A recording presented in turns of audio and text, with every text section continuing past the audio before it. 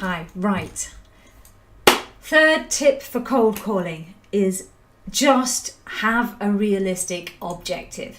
You know, a lot of people tend to put too much pressure on themselves when they're cold calling by telling themselves that they've got to get a sale. All right. So even when it is not going to happen, even when it's unrealistic for that sale to happen, if it's realistic, i.e. if you're making a call to somebody who is in control of that decision, of the buying decision, and you know you've got the background and everything else, if that particular call is to the right person for the right product and it's a transaction that can be done over the phone, then yeah, of course that's realistic to expect the sale.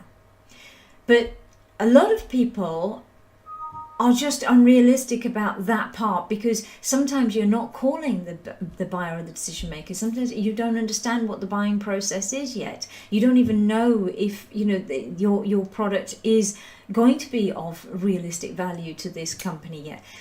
So make your objectives realistic. And in the book I do talk about the fact that what you've got is you've got several types of objectives you can have. Okay, I'm going to make a sale. That's the first big one, and it's probably about 3 or 4 steps down the line for most of us in cold calling. And the other one is, I'm going to speak to the decision maker. Okay, great. It's not a bad that's not a bad objective if you know that you'll be able to get through to that decision maker, and you know that there's only one.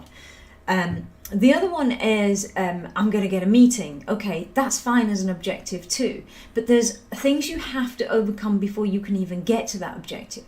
And so this is where you can start putting too much pressure on yourself as a cold caller.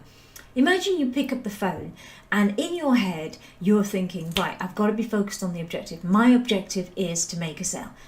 But the person you're talking to isn't going to let you make that sale because it's not the right person and they have no control over that decision.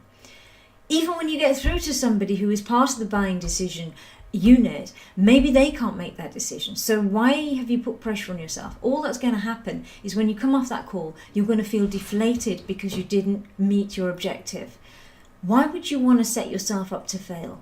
Set yourself up to achieve every single time, and that's when you start to grow in confidence with cold calling.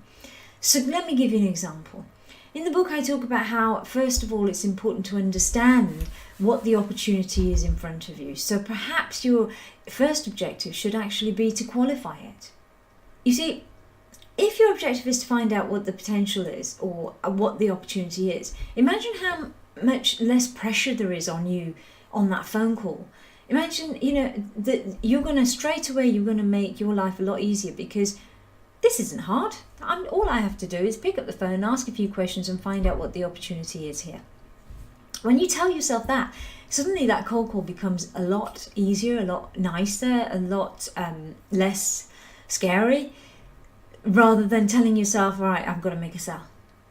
So be realistic. Find out, understand your position, understand what the process is, the buying process, what it's going to take, the kind of company, as I said, research in the last tip, the kind of company that you're calling, who you're calling, how easy is it to get that sale on the phone. If it's not realistic, then stop setting yourself that objective, because that's the very thing that's going to make you deflated, demotivated, and you'll probably start sounding desperate on the phone to get sales. Whereas if you tell yourself, right, all I've got to do is qualify this and understand what the size of the opportunity is, then that's actually a much more achievable objective. So you can come off a phone call where you haven't been able to get through to the decision maker. But what you have got is lots and lots of information that tells you either, one, it's worth chasing up again, or two, actually, it's not worth your time anymore. You should be spending time on other cold calls which are more worth your while. So, set the right objective. Don't set yourself up to fail. Set yourself up so that every time you come off the phone, you feel you have actually achieved something from it. That's really important. It helps with confidence. It helps with motivation. It'll help you keep going. Remember, no rocket science. Just do it.